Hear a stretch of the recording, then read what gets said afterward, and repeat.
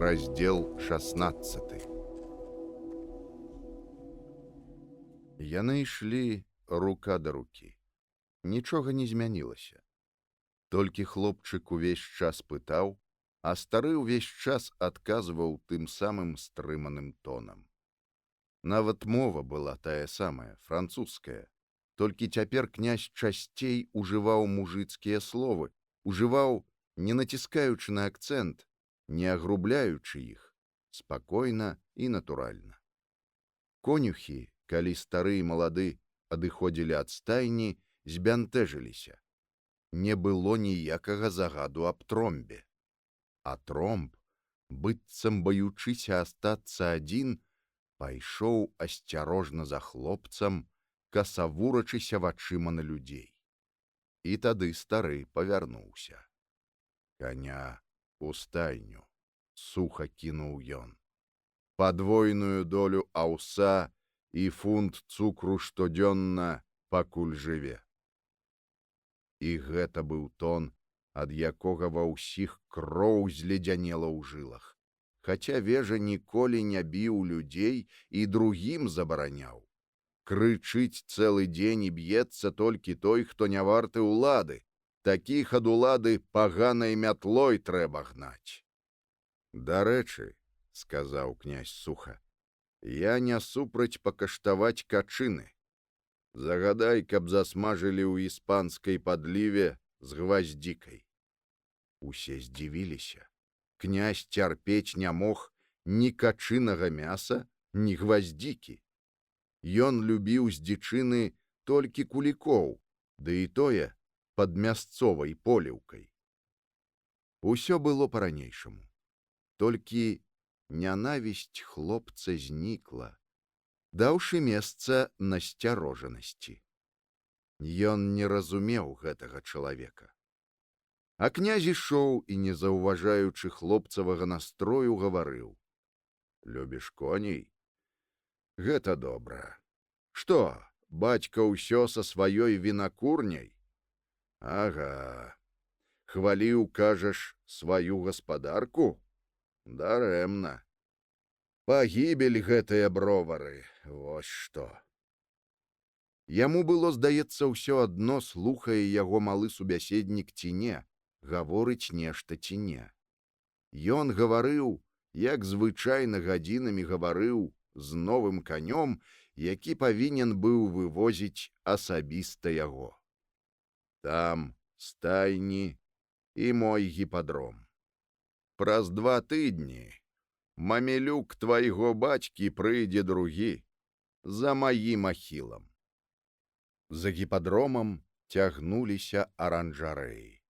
У парным паветры распасціралі лісты дзівосныя трапічныя расліны, віселі гроны бананаў, ананасы выглядалі са сваіх кустоў, падобных на пукі мячоў.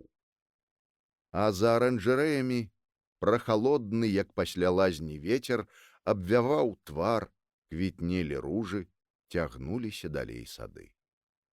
Правей парк абрываўся проста ў Дняпро, адзіным на ўвесь бераг голым урвішчам. «Урвішча кахання», — сказаў дзед. «Тут адзіная дачка твайго прапрадзеда, Севярына, загінула.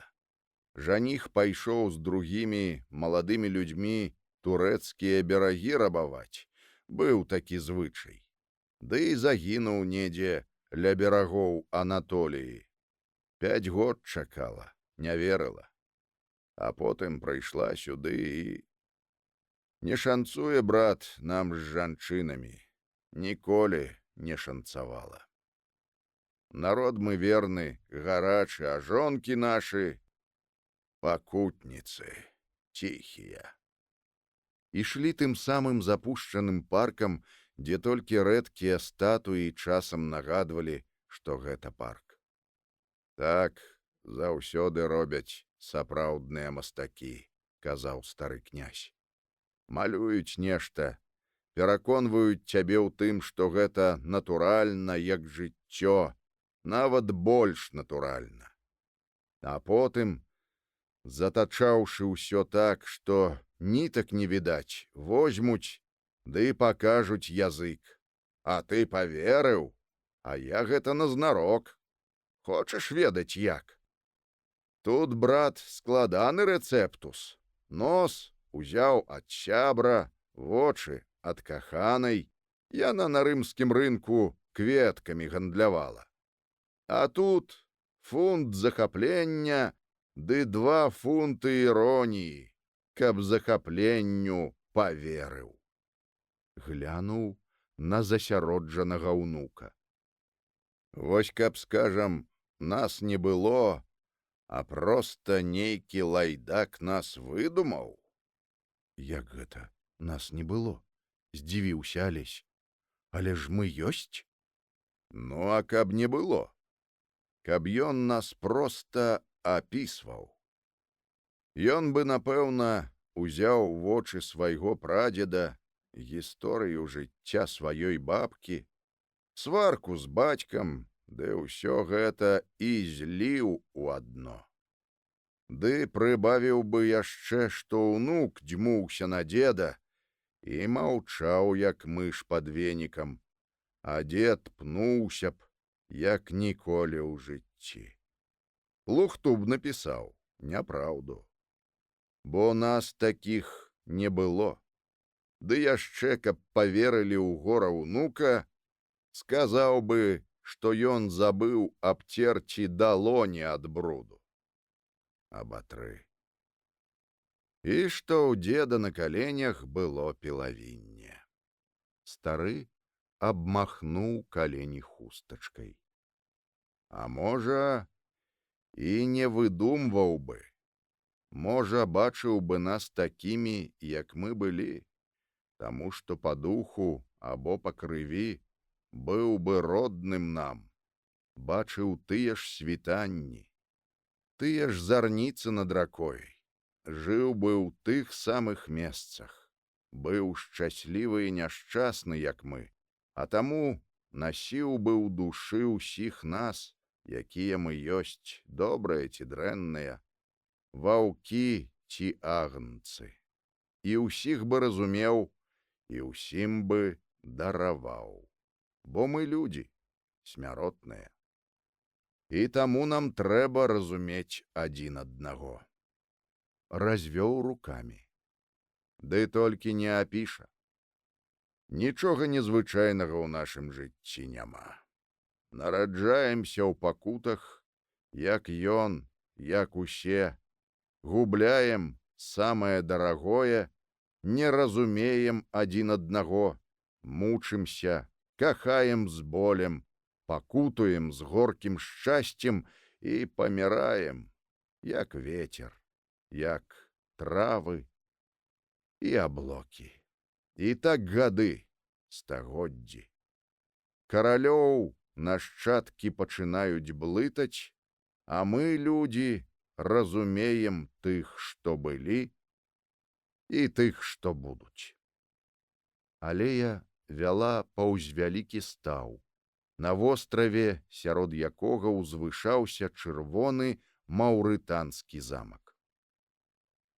Таксама бацька даў маху. Дзе гэта бачылі, каб маўрытанскі замак стаяў абкружаны вадой? Яны стаяць сярод абгарэлых камянёў, у суровых пустынях, дзе паветра дрыжыць, як шкляное. Уся Іспанія такая, крывава-чырвоная і жоўтая, і чорная ў ценях. Але асушаць стаў не буду. Тут атрымалася нешта новае. Кантраст. У змей не бывае крылаў, а ў лятучых мышэй джала.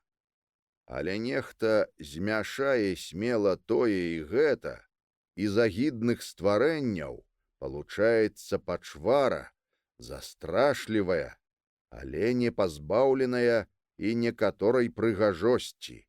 Дракон. Таму трэба смела змешваць фарбы, гукі, словы. 100 разоў галаву зломіш, а 101 затое атрымаецца з'ява, якой не бачыла зямля. Па ставе плавалі лебедзі. Адзін паважна рухаўся паўз іх у цёмна-зялёнай ад дрэў вадзе. Шыя лебедзя адбівалася ў вадзе снежнай палоскай святла і чысціні, а тулава расплывалася і знікала ў руху вады. Натрапілі на азярцо, абкружанае высокімі штучнымі скаламі і таму ціхае і змрочнае, як возера мёртвых. Дзед узяў з грота 2 стрэльбы. Бачыш, на тым баку белы камень. Ну, пацэль. Алесь пацэліў 2 кулямі з 3. Відаць было, як паляцелі каменныя пырскі. Нядрэнна, сказаў дзед. А ну я. І пачаў цэліцца. Мёртва ляжала роўняць глыбокай, спакойнай і празрыстай вады. І тут Алесь заўважыў, што руля дзедавай стрэльбы няўхільна і цвёрда апускаецца і цяпер глядзіць проста ў ваду, у якой нерухома стаяць адбіткі чорных скал і белы кружок каменя-мішэні. Куды вы? Спытаў Алесь. Замест адказу стары націснуў курок. Так і ёсць, ніжэй, бо пырснула вада. Але адначасова Алесь аж здзівіўся. Ад каменя паляцелі аскепкі. Другі стрэл, 3, 4. Тое самае. Табе трэба навучыцца, сказаў дзед. Я цэлюся ў адбітак на вадзе, а куля трапляе ў сапраўдную цэль рыкашэтам, адскочыўшы ад паверхні. Нашто гэта? Здзівіўся Алесь. А на тое, што той дрэнны стралок, хто добра страляе толькі ўдзень. Ты, напэўна, заўважыў, што ў глыбокім сутонні ты часта не бачыш чалавека, які ідзе другім берагам, але добра бачыш яго адбітак. Дык вось, на гэта. Убачыш, клікні яго, а потым страляй. Вучыся страляць і ўначы. Заўважыў зорку ля самай зямлі, або белы камень, ці яшчэ нешта.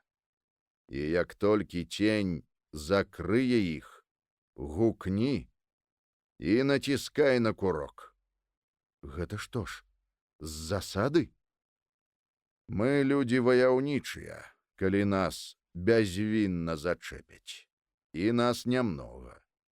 Ва ўсім, што я табе сказаў, ёсць толькі адно правіла і адзін закон.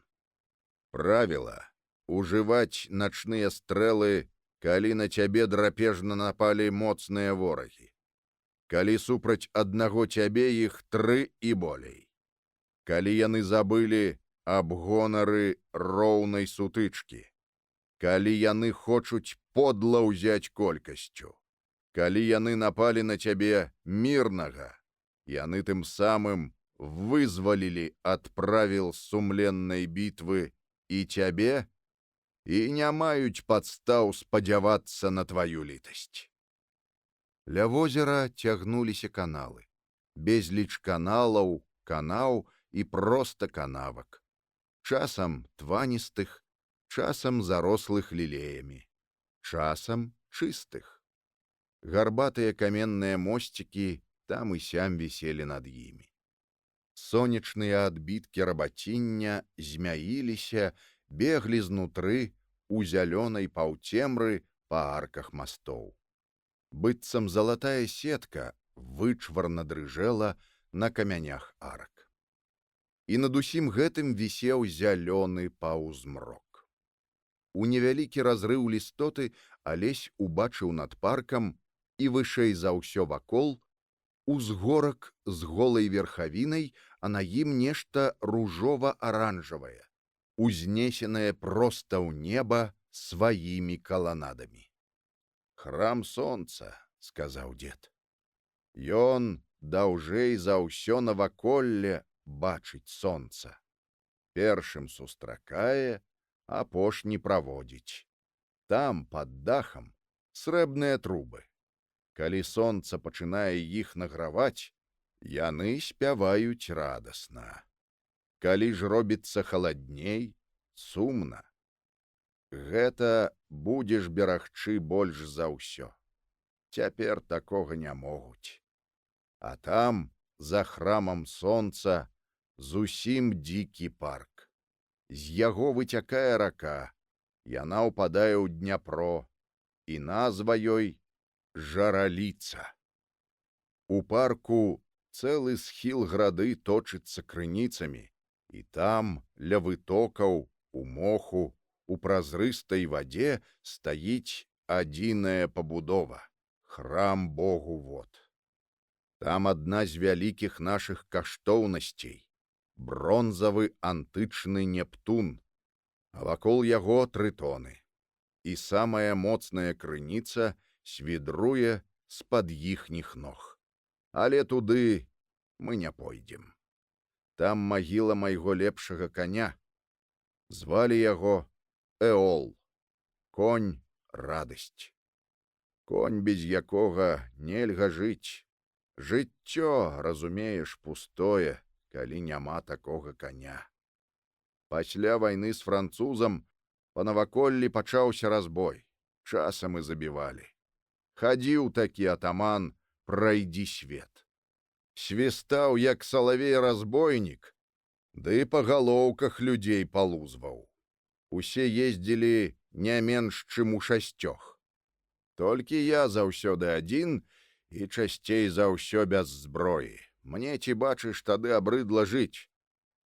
І вось аднойчы трапіў у засаду. 4 на конях і з бязменамі. Тут бы і канцы, каб не конь. Адзін з іх перабіў мне левую руку, а Эол шалеў ад бойкі.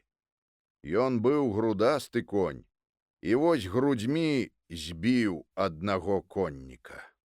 Другога укусіў за твар. Трэцяга я пачаставаў проста кулаком.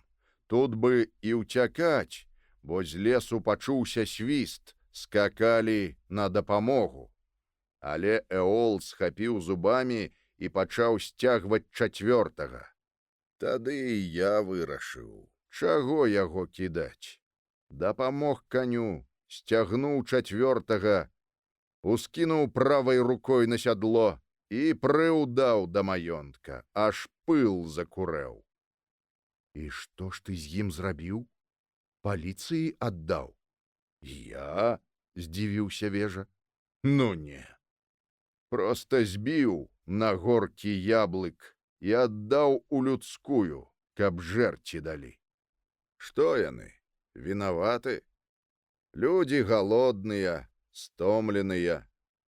Я і то здзіўляюся, як гэта з такім начальствам кожны другі ў лес не ідзе. Я б на іх месцы адразу пабег. З першых жа ўрачыстых зажынак. Усміхнуўся. Ну, той прыжыўся. А праз некаторы час войска прыйшло біць зладзеяў на дарогах. Прайдзі света павесілі ў Суходоле на рыначнай плошчы. І вось тут гэты Максім, накормлены, спытаў, ці не трэба мне ягоных сваякоў на службу. Я зразумеў, якія такія гэта сваякі. Узяў. Зрабіў даглядчыкамі за сваімі лясамі, а над імі Кандратія паставіў. На мяне данос, як заўсёды, без імя. Князь Загорскі государа лае непачціва і зверападобна, водзіцца з варамі і государа нашага зладзеямі. Ваўку падобна ў лес глядзіць і звязаны з польскай інтрыгай. А якая тут інтрыга? І чаму польская? І нашто мне вылазіць са свае крапівы ды ў суседскую ісці? Так і не аддаў, нікога з 6. Цяпер маю 6 верных людзей. А Эола дагэтуль шкада. Тромб ад ягонага кораня. Ды толькі ўсе яго дзеці і ўнукі не тое. Быццам ён усю смеласць за адзін свой век пражыў. Можа, не ведалі, як за яго ўзяцца? Можа і так. Хочаш, сабе вазьмі. І да стрэлаў усё ж прывучы. Не ведаю. Калі ж я за гэта вазьмуся? Суха запытаў Алесь. Князь моўчкі ішоў побач з унукам. Вусны яго былі спакойныя, твар, як заўсёды, абыякавы. І ніхто не ведаў, не мог бы ўбачыць, што ад самага здарэння з Тромбам у душы князя спявала, захлыналася, узлятала ўсё вышэй несамавітая радасць. Мой, мой. Горды, крыўды не даруе, не сынаў, не кроеравай крыві, мой. А ў голас сказаў абыякава. Ну, глядзі, як хочаш. Там, за жараліцай, бярозавы гай. Там, бліжэй дадому, таксама над рачулкай, мой тэатр. Ну, а зараз пойдзем вячэраць, потым будзем глядзець трагедыю. Ты ніколі не бачыў тэатра? У Алеся моцна закалацілася сэрца. Аб тэатры яму расказвалі. Бацька і маці бачылі тэатр шмат разоў у вялікіх гарадах, у Магілёве, Вільні, Пецярбурзе. І вось такое шчасце можа выпасці і яму. Можна было трошачкі паступіцца незалежнасцю, але гэтага нельга было паказаць. І ён сказаў: «Трэба толькі хутчэй, бо заўтра ж мне рана ехаць». «Ты заўтра не паедзеш», — сказаў стары. «Чаму гэта?» Алесю адразу ўспомніўся звычай князя замыкаць коней. «Мне трэба?» «Калі трэба, то добра», — абыякава адказаў князь. «Мне таксама гаворка з табою асаблівай асалоды не дае. Тым больш, што ты маўчыш, як вадзяны пацук, калі яго тэр'еры ў занорак загоняць. Зашыўся ён і сядзіць. Толькі вачыма блізкае, але справа перш за ўсё. Заўтра трэба яшчэ пакоі агледзець, карцінны павільён. І самае галоўнае, сакратар мой на тыдзень з'ехаў жаніцца. Чужым мае справы давяраць нельга, і я думаў, ты здолееш мне памагчы. Почерк у цябе добры?» «Дрэнны». «Тым лепш. Цярпець не магу людзей з гожым почеркам. Ды ўрэшце, што я? Ты ж мне памагчы не можаш». «У чым?» «Ды я, ці ведаеш, так бы мовіць, складаю запіску аб уладах зямных і нябесных. Вопыт разважання няверна падданага аб верна падданых». Ніхто на свеце не мог бы заўважыць, што князь дурэе. Такі сухі быў тон. «Гэта цікава», — ветліва сказаў Алесь. «Ну вось, я думаў, ты здолеў бы мяне выручыць дні на 4. Я ведаю, табе будзе сумна са мною. Але справа ёсць справа. 3 гадзіны на дзень ёй. У астатні час што хочаш». Князь абмахнуўся хустачкай, непрыкметна прыціскаючы яе да вуснаў. Яму не хапала цярплівасці. «І яшчэ», — хлусіў ён, Цяпер пойдуць дні рэпетыцый. Трэба праглядзець увесь рэпертуар гэтага года. Заўтра ідзе Федра, паслязаўтра опера «Чароўная флейта» і яшчэ нешта накшталт дадатка да яе. «Мятлушкі весняй ночы» — гэта балет. На наступны вечар павінен ісці «Дубіна», «Палескі разбойнік» або «Дзівосы закінутага млына». Потым «Сід», «Рычард III» або гісторыя аб тым, як злодзей-кароль утапіў брата ў бочцы з Мальвазіяй і забіў. Ну, словам, доўга. Яшчэ 5 п'ес. Князь назнарок прыбавіў да назвы славутай трагедыі доўгую тыраду, каб было цікавей. Потым дадаў: «Урэшце, як хочаш. Калі табе пільна трэба ў Загоршчыну, я не буду цябе трымаць. Заўтра ж загадаю асядлаць тваю кабылку і едзь». Алесева сэрца разрывалася паміж гонарам і магчымасцю паглядзець усё, чаго ён яшчэ не бачыў. Гонар урэшце не так і мучыў цяпер, бо тон князя змяніўся і з сухавата-здзеклівага стаў амаль міралюбным. І хлопец уздыхнуў. Я думаю, бацькі даруюць мне, калі даведаюцца, што я астаўся. Князь зрабіў выгляд, што лічыць на пальцах. Сёння Федра, флейта... Так. Ого, 14 дзён. Пэўна, ты столькі не вытрываеш. Ды і мне... Ах. Вось няўдача якая. Але вернецца сакратар, будзе лягчэй. І абяцаю табе, пасля 2 тыдняў рабі, што хочаш. А хочаш і раней? Я думаю, я здолею застацца настолькі. Трэба ж памагчы. Ах, чорт, думаў князь. Ах, стрыманы. Ах, які стрыгунок горды. Ну, я ўжо цябе закілзаю, калі спатрэбіцца. Гэта ж падумаць, колькі ён мяне прымушае вакол сябе скакаць.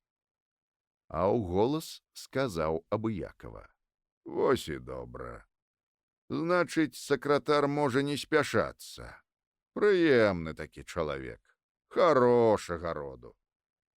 І толькі тут падумаў, што за 14 дзён сапраўды трэба падшукаць прыемнага дармаеда з добрага роду, ажаніць яго і назаўсёды пакінуць у вежы для працы над запіскай, якой не існавала і якой ён ніколі не будзе пісаць. Заманіўся стары адымач. Заўсёды так бывае, калі не ўмееш хлусіць. І хто цягнуў за язык? Але нічога. Ён зробіць гэта, бо хлопчык застанецца тут, і нельга, каб ён лічыў старога дзеда хлусам. Калі трэба, ён і запіску будзе пісаць. Чаму і не пазабаўляцца, выказваючы думкі? І нічога, што хлусіў. Хлопчык застанецца тут. Яны вячэралі ў вялікай сталовай, сцены якой таемна свяціліся лакам старых карцін. Гіганцкія нацюрморты фламандцаў, плошча святога Марка Каналета, асабліва чамусьці папулярныя ў Прыдняпроўі рамантычныя пейзажы Сальватора Розы. Хадзіла настойлівая чутка, што ён калісь размалёўваў полацкія саборы. Вялікія карціны Тьепала і цацачныя карцінкі Вато, што паказвалі пікнікі, вячэры на паляне і галантныя танцы. За сталом, акрамя іх, сядзела яшчэ жанчына год пад 40, Відаць, тая самая, якую даязджачы карп, не заўважыўшы Алеся, назваў калісь апошняй метрэскай пана. Гэта ўжо апошняя. Награшыў пан Данііл, чэрці з ліку саб'юцца. Але і такому прыходзіць час, калі трэба разлічвацца. Што ж, яму не крыўдна. У слове «метрэска» было нешта таемна нядобрае, але дзіва, Алесь адразу і думаць аб гэтым забыў, як толькі ўбачыў метрэску на свае вочы. Такі спакой быў у яе рухах, такой спакойнай асенняй прыгажосцю свяціўся гэты добры, бяздумны твар. Толькі падумалася, як гэта добра, што яна такая паважная і рахманая, такая простая, такая прыгожая. Пад'ешце, бацюхна, удосталь. Нараспеў сказала яна замест малітвы. І вы, князюхна, ешце без сумнення.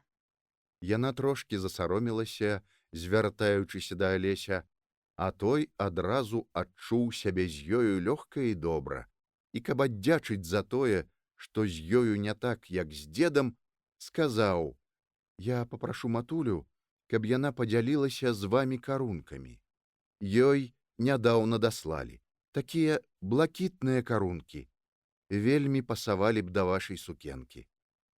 У дзеда бровы папаўзлі ўгору ад непамернага здзіўлення, але ён змаўчаў. Разбіраецца, галубочак мой. З грудной глыбінёй сказала яна. Ды толькі мне карункі не патрэбны. Дзякуй вам. Гады не тыя. А чаму? Вы зусім маладыя і прыгожыя? Дзед прыкрыў далонню рот. Ён ніколі не заліваўся смехам, толькі прыкрываў далонню рот і нос, а паўзверх далоні глядзела хітрая, з іскрай вока. «Глядзі, Аляксандр», — сказаў ён. Грэх вам. Аж папрыгажэла з сарамлівасці жанчына. Князюхна ад чыстага сэрца. «Да я не да таго», — жартаўліва апраўдваўся князь. «Я проста да таго, што... Ну, нашто да такой сукенкі карункі? Аляксандр, на каго яна ў ёй падобная?» Алесь паглядзеў. Сукенка была вельмі прыемная, з тонкага шоўку, стракаценькая, шэра-блакітная, у дробны-дробны часты гарошак. І ўся гаспадыня сукенкі была ў ёй такая па-асенняму зграбненькая, круглаватая. «На курачку-цацарку», не вагаючыся, сказаў ён. «Ну, Аляксандр», — сказаў дзед, — «абразіў ты мяне». «А чаго?» — спакойна спытаў Алесь. «Такая шэранькая, у крапачку, а галоўка маленькая, гожая, ходзіць сабе, сакоча мілагучна, вельмі гожая». У жанчыны румянцам заліўся твар, а усмешка адкрыла роўныя гожыя зубы. І раптам яна засмяялася. Князюхна, галубок мой, усцешыў. Такі жартаўнік. А вы, пане Даніла, дрэнна прынялі хлопчыка. Цягалі столькі галоднага. Ды ён жа зблажэе. «Супакойся», — глуха праз далонь сказаў князь. «Усё добра. І між сабою вы паразумеліся, а мне гэта прыемна». Прыемна, — сказала яна. Толькі крыўдна мне, свет мой, што людзі гыркаюць адзін на аднаго, як махмуды нейкія, не супраць ночы ўспомніць. Князюхна харошы, ён да вас з павагаю, качак прывёз, стараўся, патопнуць мог у сетнягах гэтых богам забытых. «А я і не кажу, што дрэнны». Не патрэбны мне тыя карункі. Нічога мне не трэба, акрамя здароўя вашага, свет мой, акрамя таго, каб жылі, ды радавалі неба і мяне.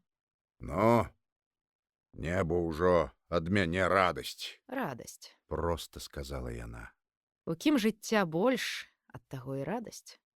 Добра, добра. Апусціўшы павекі, сказаў стары князь. Я ж ведаю, усё ведаю. Ты не глядзі, што я жартую. Ты прыгожая мне і хорошая. Князь выпіў зялёную чарку. Яна загайдалася на стале круглым донцам, зусім як Іванька-ўстанька, і закусіў рыжыкамі свежага засолу. Але, сказаў ён, Хрыстос па душы басанож прайшоў. Французы вашы няцэнныя гэткага не елі.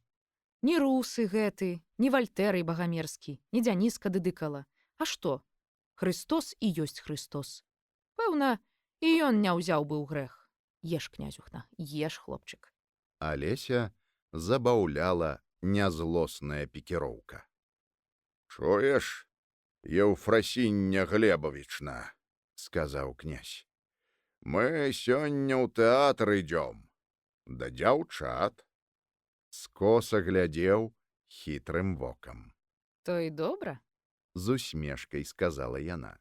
Тады я ўжо загадаю, каб вам святочны ўбор падрыхтавалі. Дзяўчаты любяць, калі кавалеры добра апранутыя, гожыя і толькі па-французску ды па-французску. Шэр-машэр, рэпужарэ. Пойдзем, можа, разам? Еўфрасіння Глебавічна. Што ты, бацюхна? Узняла яна рукі. Грэх такі, ды і страшна. Людзі нажамі рэжуцца, пярун грыміць. А я на вальніцы і ў жыцці баюся. Князь паціснуў плячыма. У будынку тэатра панавала паўцемра. Рэдка-рэдка дзе бясконцыя калідоры асвятляліся свечкамі ў лірападобных жырандолях. Фае з мармуровымі бюстамі і статуямі муз пахнула парфумай і яшчэ чымсьці таемным. Праз дзверы была відна цёмная зала, заслона, асветленая знізу і таму як жывая, чуліся гукі скрыпак. Яны ўвайшлі ў залу якраз тады, калі пярэдняя частка падлогі пачала апускацца, утвараючы партэр, а задняя уставаць наўскос, утвараючы белетаж. Пярэдняй сцяны не было. Замест яе варушыўся барвяны аксаміт. Паміж калонамі астатніх трох сцен былі маленькія пакойчыкі, усе пустыя. А ў самым вялікім пакойчыку сядзелі зараз яны ўдвох. Толькі адны яны на ўсю цёмную залу. Рыхтавалася ў цемры і незнаёмых водарах нейкая таемнасць, бо ўсё больш напружана гучэлі, а потым раптам змоўклі скрыпкі і віяланчэлі. І гэта звалася Гарыслава і Людамір. Пералажыў легенду з хронікі Загорскага Іван Юравецкі, а на музыку паклаў музыкёр Янка, у ролі ж галоўнай Елена Карыцкая. І гэта ёй прыдумалі такое прыгожае прозвішча, бо ў яе карыя, аж чорныя вочы. Алесь не ведаў, што гэта была адна з тых бесканцовых класіцыстычных пераробак мясцовых легенд, якія карысталіся поспехам за перажывальнасць і таму, што гледачы не мелі лепшага. Полацкія воіны францілі на сцэне ў рымскіх латах, а дзевы насілі раброны, калі яны трагічныя, ды яшчэ, крый Божа, адмоўныя, і пастушыя сукенкі, калі яны камічныя. Герояў такой легенды нельга было пазнаць. Так усё перараблялася ў мэтах набліжэння да канону любоў-абавязак. Яму не было да гэтага аніякай справы. Гэта быў тэатр, невядомая святыня, бязмежнае шчасце і таямніца.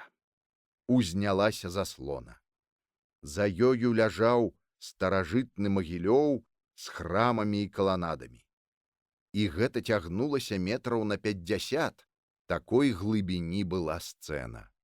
А далей, ужо намаляваны, узвышаўся гарадскі мур, і за ім Дняпро, падобны на мора. На сцэне стаялі воіны і аб нечым спрачаліся, карцінна і страшна размахваючы мячамі. І так прыгожа яны гаварылі вершам, што да горада набліжаецца вораг, войска на чале з князем Людамірам. А дачка магілёўскага князя Грыслава усе апошнія дні сумная і плача. І ўсё ж Алесь чакаў чагосьці яшчэ лепшага. І вось яно з'явілася. На сцэну у доўгім зіходкім плашчы выйшла дзяўчына год 18. Алесь краем вока заўважыў нечаканую для суровага князя пяшчоту і цеплыню, падобную на захапленне. Гэта з'явілася на яго абліччы, праклаўшы горкія складкі каля вуснаў, прымусіўшы задрыжэць павекі. І па гэтым Алесь зразумеў.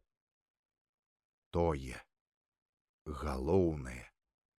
Больш ён не заўважаў нічога, акрамя бледнага аблічча з пяшчотнай і дзівосна гожай скурай, акрамя доўгіх расплеценых валасоў, іскрыстых, мяккіх, акрамя вялізных карых, не, чорных вачэй.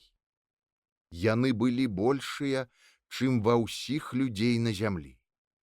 Алесь не ведаў, што ён прысутнічае пры дзіве, вялікім нават на фоне гэтага добрага тэатра, на фоне выключнай для прыгонных ігры іншых.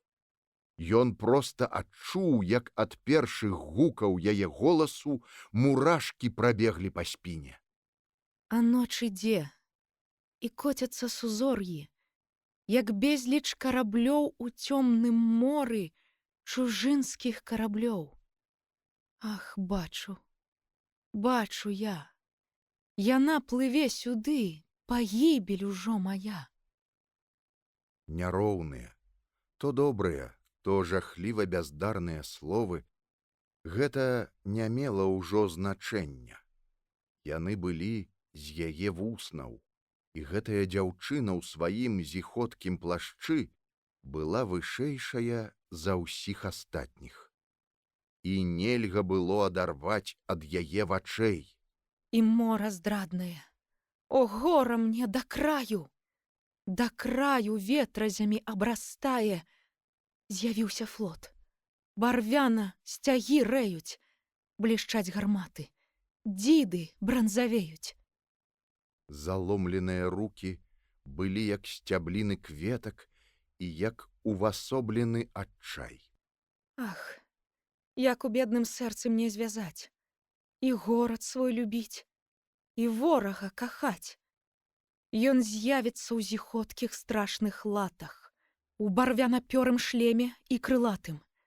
Палягуць бацька, брат і іхнія палкі. Ад дарагой, эляс, ад дарагой рукі. Ветрам дыхала са сцэны. Такім ветрам, што валасы на галаве ўставалі дыба. Была бітва. Страшна і безупынна грукатаў гром. Быццам недзе у каласніках бервяно круцілі па рабрыстых дошках. Білі маланкі, асвятляючы на сцэне гаротную постаць. А дзед скоса глядзеў на ўнука, на бледны твар, на рукі, што ўчапіліся ў аксаміт бар'ера, і толькі ківаў галавою. Так, выключная актрыса, гэта праўда. На такую і сапраўды вачэй не ўздымай. На такой, маладым быўшы, а жаніцца і тое не страшна, напляваўшы на злыя языкі.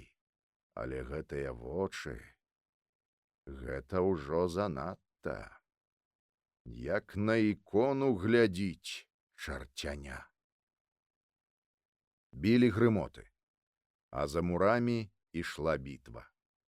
І Людамір, якога ён яшчэ не бачыў, але ведаў, што ён харошы, часова адступіў. А потым было іхняе патаемнае спатканне.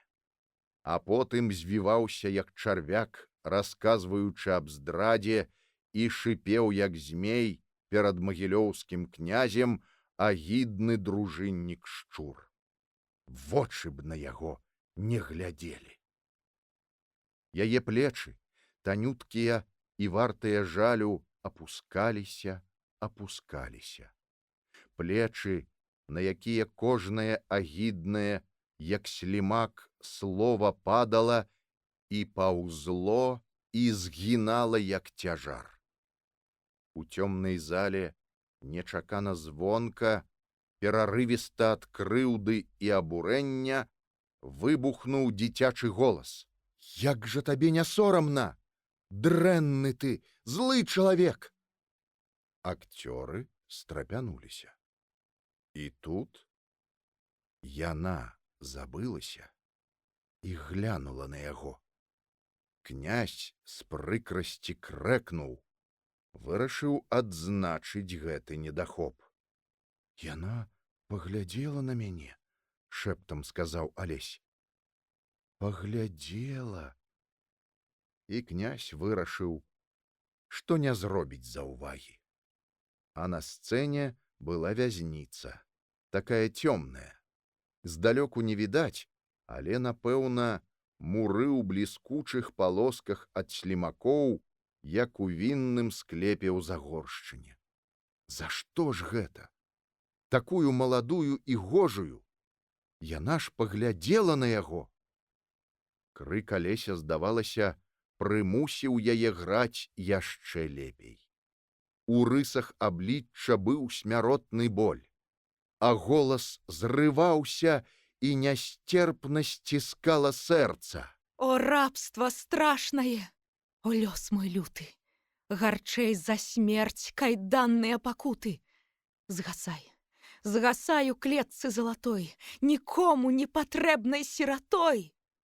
Кайданы рабства на руках, як змеі, а за мурамі цёплы ветрык вее, а за мурамі свет, сады, палі.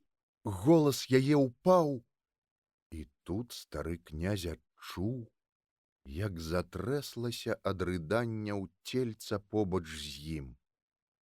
«Хлопчык мой, родны мой, нічога, гэта ж выдумка.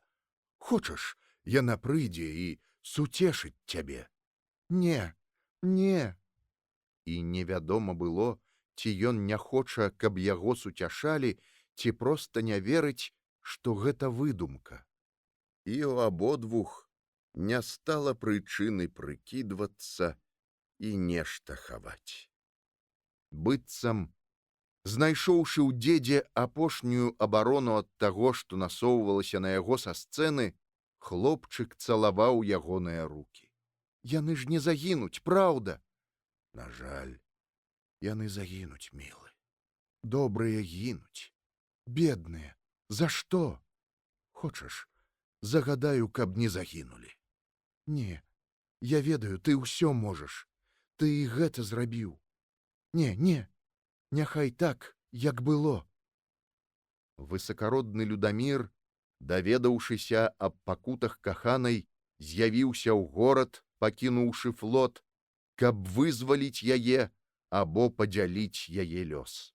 Абаіх разрывалі страсці, любоў да радзімы і каханне. Князь, прыціскаючы да сябе ўнука, думаў, што ж з ім будзе, калі ён убачыць Шекспіра? Няшчаснае малое дзіця. Пры нашай мужнасці яно аднекуль узяло такі ўражлівасць нашых жанчын. Тым лепш, тым лепш. Звароту ўжо няма. Мой. Будзе мужны воін. Будзе мець сумленне і справядлівасць у сэрцы. Не як прыдурак, не як кур'ян, не як фельдфебель, не як іхнія паслугачы. Дзядуля, як шкада, трэслася цельца. Як шкада. Закаханыя стаялі на кастрах з бярвенняў, якія вось-вось павінны былі запалаць. О, любы мой, прыйшла гадзіна скону.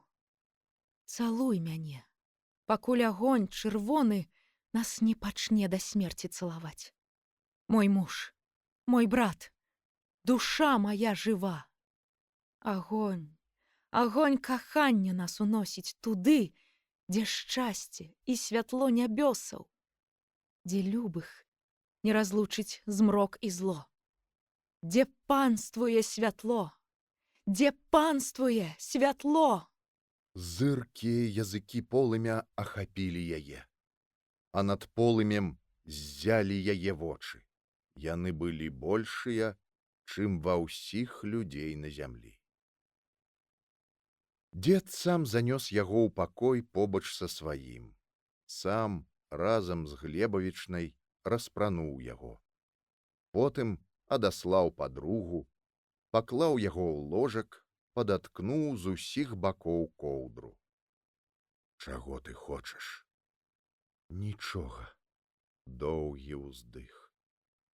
Мне шкада яе. Яе ж не спалілі.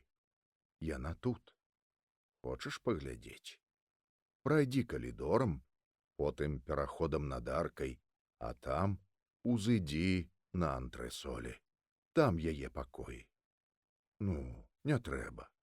Паглядзі. Адмоўна хістаецца галава з заплюшчанымі вачыма. Доўгія цёмныя веі. І тады дзед схіліўся да яго. Хочаш, я падару яе табе. Яна заўсёды будзе побач, і ты будзеш ведаць, што ёй добра. Вочы расплюшчыліся. Я не хачу, каб мне каго дарылі, з гаротным спакоем сказаў малы. Учора сабаку, сёння жанчыну. Гэта як тая цямніца, дзе яе так мучылі. Дзядуля, адпусці яе лепей. Дзядуля, родны. Дзед усміхнуўся. Рана ў мяне гаспадарыць пачынаеш, сынок. Я пайду. Мне трэба аддаць загады кухару. Алесь ляжаў, бяссонна гледзячы на агеньчык начніка. Спаць ён не мог. Што ж рабіць потым? Як жыць без гэтага? Ён скончыць памагаць дзеду і стане непатрэбны яму. І тады зноў бачыць яго раз на год, як бацькі. Праз якую гадзіну ён пачуў у калідоры голас дзеда, які канчаў настаўляць кухара. Вэндзіць фазана будзеш, як заўсёды, на драўляным пілавінні з цукрам.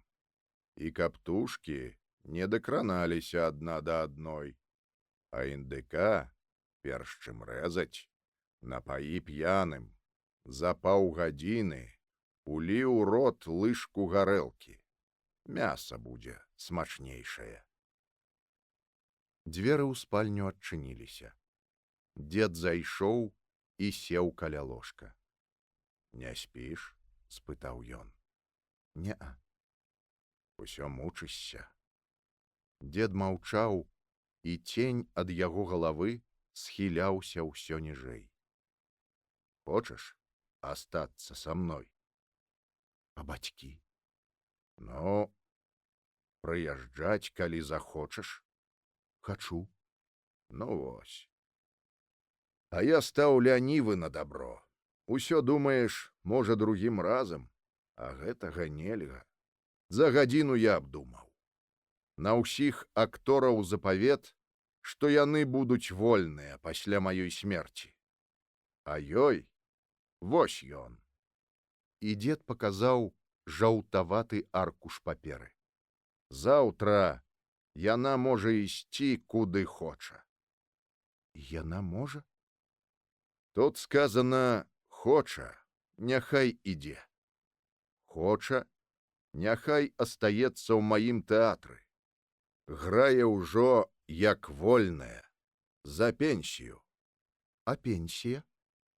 50 рублёў у месяц на ўсім гатовым. Мала, сур'ёзна сказаў унук. Ёй трэба больш. Ну, 70. Добра. Алесь прыўстаў і схапіў дзедавы рукі. Вельмі цябе стану любіць. Ты добры.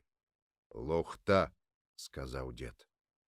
Няхай дзякуе тваім слязам. Вось што. Пагладзіў галаву унука. А цяпер ідзі, занясі сам. Зараз. Ты ж не можаш чакаць да раніцы. Праўда? Збялеў Алесь. Праўда, сынок. Ідзі. Захлынаючыся ад хвалявання, Алесь ускочыў і ў адной доўгай начной сародцы памкнуўся быў да дзвярэй. Пачакай, а нагавіцы, а халат.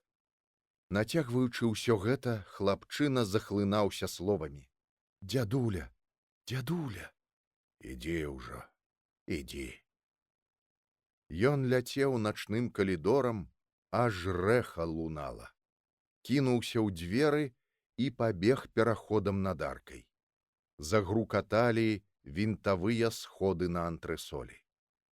Ён нечакана ціха пастукаў у дзверы. Дзверы адчыніліся, і ён убачыў жаночую постаць у доўгім начным халаце, валасы, сабраныя стужкай, і вочы.